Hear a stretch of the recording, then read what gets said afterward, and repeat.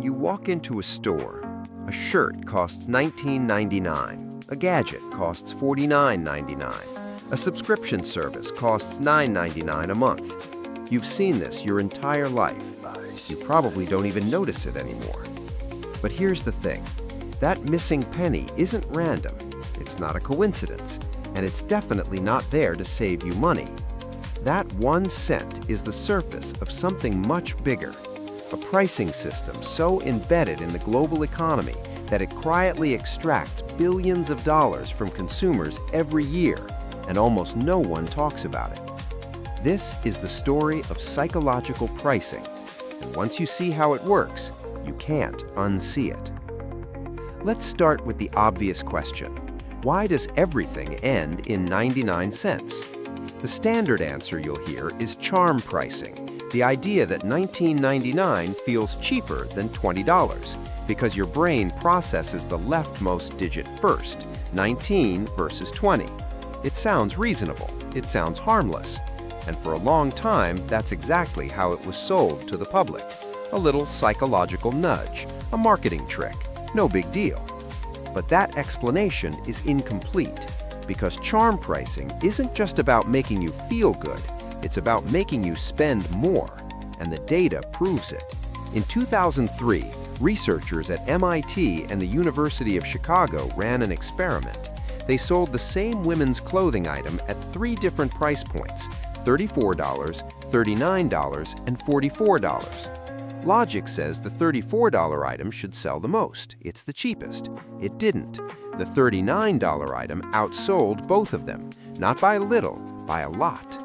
The same product, the same store, the only difference was the number, and that number ended in 9. This wasn't a fluke. The experiment has been replicated across industries, restaurants, electronics, software subscriptions. Every time, the same result.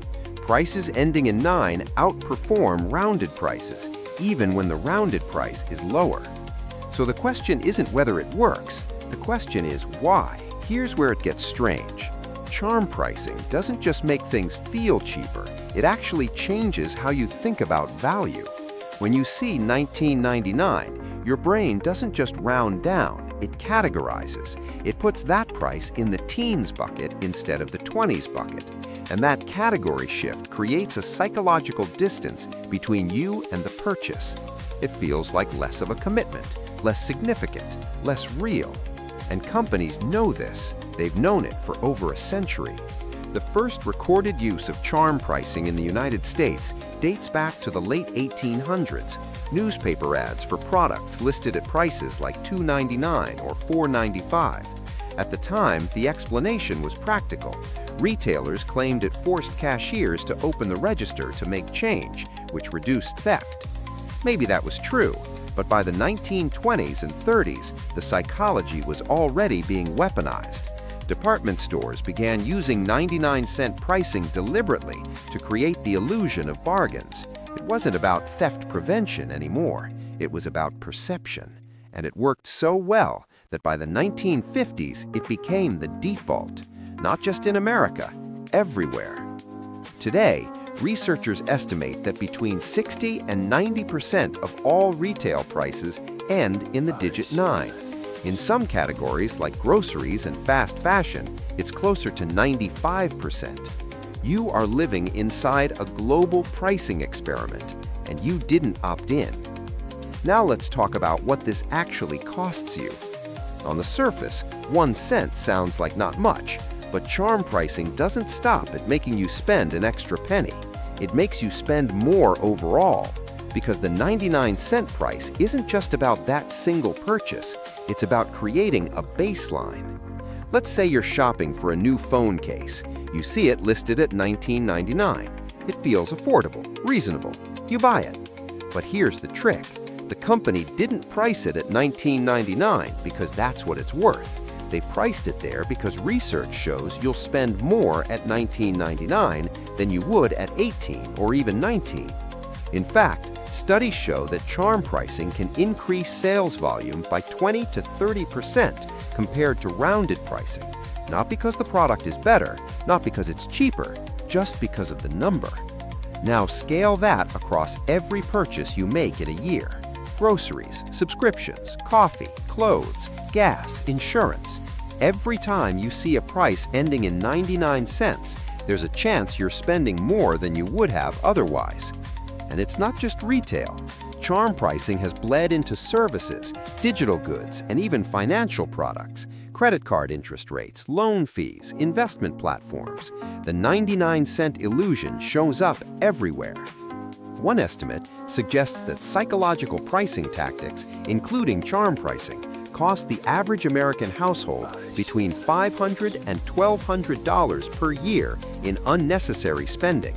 That's money you didn't plan to spend, money you wouldn't have spent if the price had been transparent. That's the invisible tax. But here's where it gets darker. Charm pricing doesn't just make you spend more, it makes you underestimate what you're spending. Think about subscriptions. Netflix, Spotify, cloud storage, meal kits.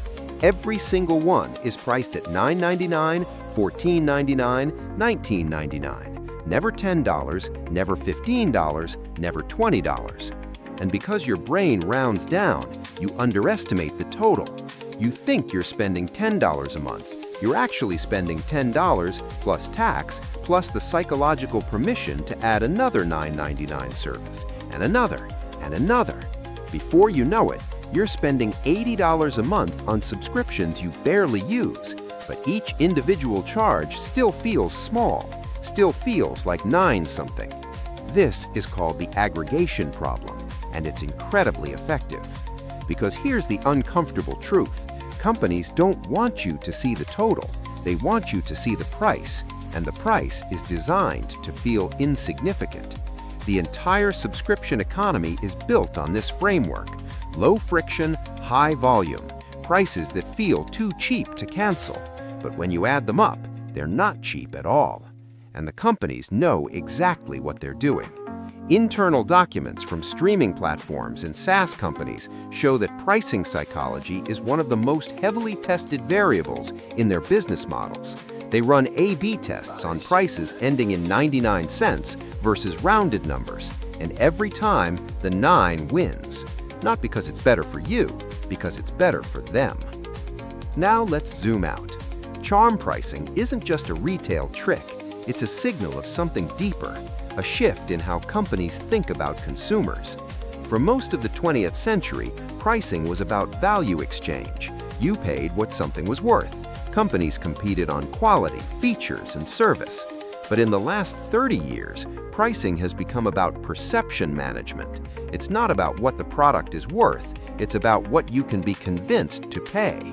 And that shift has consequences. Because when pricing is based on psychology instead of value, it erodes trust. You start to wonder, is this actually a good deal, or am I being manipulated? And the answer, more often than not, is both. Charm pricing works because it's subtle. It doesn't feel like manipulation. It feels like a bargain. And that's exactly why it's so effective. But once you know it's happening, you can't ignore it. Every price tag becomes a question. Every 99-cent ending becomes a reminder that someone somewhere ran the numbers and decided this was the most you'd be willing to pay without thinking twice. So what do you do with this information? You could round up every price you see. Force yourself to think in whole dollars. Some people do that. It helps. You could avoid stores and brands that rely on charm pricing. But good luck. That's basically everywhere. Or you could just accept it. Accept that pricing is a game. Accept that you're playing whether you want to or not, and adjust accordingly. But here's the thing. The invisible tax isn't just about the money. It's about the accumulative effect. The slow, steady erosion of your ability to judge value. Because if everything is $19.99, then nothing costs $20. And if nothing costs $20, then how do you know what anything is actually worth? That's the real cost, not the penny, the clarity. So the next time you see a price ending in 99 cents, ask yourself, is this actually cheaper, or does it feel that way? Because somewhere in a boardroom you'll never see, someone is counting on you not to ask.